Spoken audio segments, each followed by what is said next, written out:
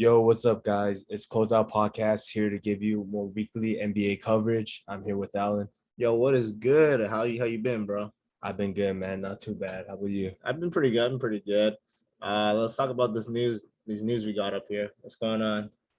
All right, man. So the first topic we're gonna cover today: Laurie Markkinen to the Cavs. Laurie Markkinen was one of the big free agents that haven't landed on a team yet. And for this three-team deal, it was involved the Cavs, the Blazers, and the Bulls. The Okay. Cavs get Laurie Markkinen, the Blazers get Larry Nance Jr., and the Bulls get Derrick Jones Jr., a protected first-round pick, and a protected second-round pick from Denver. Okay. I see. So what do you think? I mean, first off, didn't the Cavs just draft Mobley? And they signed Jared Allen Yeah, to and $100 million. I remember they signed Jaron to extension, man. Like that's kind of crazy having that many big men on the team. I mean, don't they still got Kevin Love too? They got Kevin Love, and Oh I believe my they God. just did. I think they just signed Taco Fall as well. Oh my God. Yo, they trying to run the 90s team back, man. Oh man, bro. They think one of these guys are Wilt Chamberlain or some shit, man. 7-footer demigod. Nah, bro. I don't maybe they know something we don't, like maybe they're gonna try to space out the floor a little bit more, just have, hopefully don't have just five big men running it, 24/7. But I mean, I honestly don't know what they're trying to do with their team or how they want to build their team around, but I mean, Laurie Markkinen is a solid overall player, so I don't really have any concern. I'm not gonna be like surprised that he doesn't. I'm not gonna be surprised that he does well, but I just really want to see what the Cavs got in store with this team now. They have a bunch of big men as their players, but yeah, nothing much to say about that. It's just gonna be really interesting to see like how they get minutes, because of those five big men that we just named, none of them can really play small forward. I guess you could slide Kevin Love as small forward, but that doesn't seem like a winning idea, you know? Yeah, I don't see that as well at all. Yeah, so it's gonna be interesting to see. I just feel like the Cavs did this because Larry Markkinen, I feel like he has more potential than Larry Nance Jr. So maybe they want to have a player that can grow alongside with Darius Garland and some other pieces they already have. Okay. So that, and Jared Allen as well, because Jared Allen and Larry Markkinen could work because Jared Allen doesn't really space the floor that much, and Larry Markkinen is a floor spacing four. Okay. The main problem with that is just defensively, because Larry Markkinen guarding the four, like the four, like the power forward position in today's NBA is kind of different now. Yeah, it It's is. not, back then the power forwards were like the prototypical like Pau Gasol, Yeah, kind of yeah, kind of slow. slow, kind of big. But now Jason Tatum plays the four, and you Yeah. put Larry Markkinen on Jason Tatum. Yeah, just say oh, could give man. him 10 out of 10 times, man. I don't know what to tell you. Exactly. So the Cavs, I feel like they still got some stuff to figure out. I feel like they have Laurie Markkinen just like in their plans, but they're gonna have to restructure their roster. Yeah, for sure.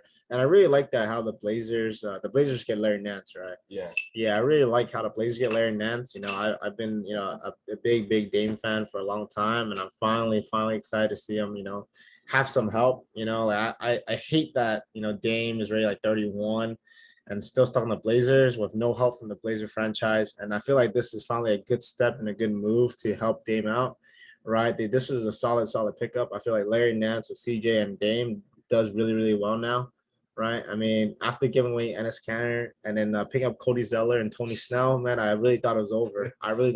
Man. No cap. I was like, all right, that's it, Dame. Just tell me where you're going. I'm getting New Jersey. but I'm really happy with this pickup. And I feel like the Blazers, they're always going to be playoff contention all the time when they have a healthy game. But this one may have a chance for, just the final run. But yeah, what do you think? Yeah, I think Larry Nance is a good pickup. I feel like they're still not done. But I think Larry Nance is a good pickup because like he helps them a lot defensively. And it's just another solid player you can put in your rotation, because Derrick Jones Jr., he was getting a lot of DNP during the playoffs. And Larry Nance, he definitely seems like a player that's good enough to get solid minutes. He might even be able to start on this team.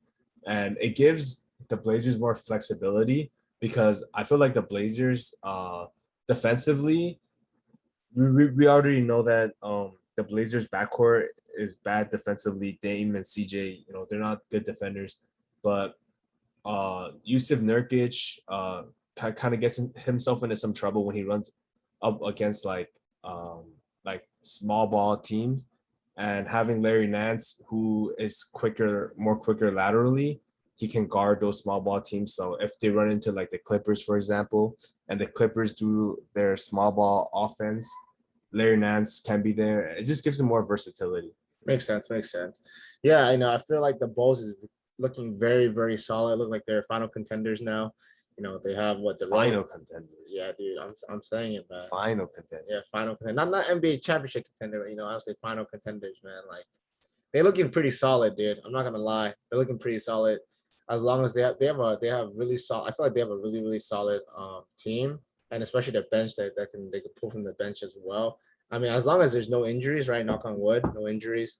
But I feel like they really really solid team. You know, with Levine, Vucevic, Lonzo, and DeRozan, right? I feel like, bro, they can do this run. They can do this run, right? This could be their time, right? But definitely want to see what's about to happen, right? The Bulls team look very exciting overall. It doesn't matter, you know, if they're able to pull through, but definitely look very, very solid. Definitely not going to be an easy team to, you know, push around no more, right? Like back then it was just Levine and Vucevic. Like, oh man, that team was Lottery pick every year. yeah, sad. Fade Man. for Kate every Yeah, year. fade for Kate every year. But yeah, I feel like the Bulls definitely look pretty solid this year now. I'm kind of excited to see what they got in store for us.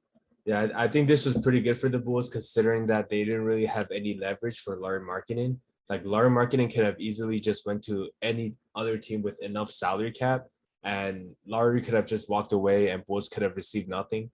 So the fact that they were able to receive any type of assets was a W for the Bulls. Yeah. And I feel like Derrick Jones Jr. can get rotational minutes for Yeah, the for Bulls. sure, for sure. If the Bulls need like an energy guy to come off the bench, Yeah, that's he can Derrick come. Jones. Yeah, that's Derrick Jones. Yeah. Yeah, two high flyers on the same team. Hey, what can go wrong, man? Nothing. All right, so you want to keep moving? I guess the cherry on top for the Bulls is that they actually get some first round picks back. Oh yeah, They get one first round pick and a second round pick back. The main criticism for the Bulls is that, you know, acquiring Vucevic, it took him multiple picks. So they gave up a lot of picks to get Vucevic. They gave up another pick and a couple second round picks to get DeRozan. yeah.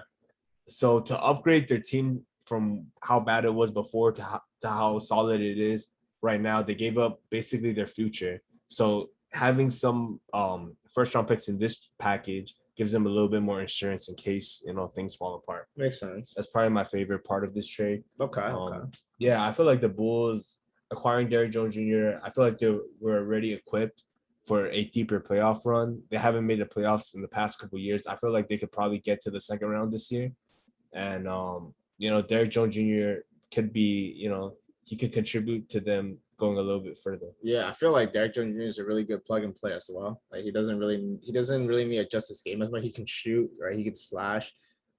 He's very he's very gritty. I like the way he plays. You know, he goes up to try to get those blocks, to get those offensive rebounds, which I really like. I respect. But yeah, overall, I feel like the Bulls are a really solid team.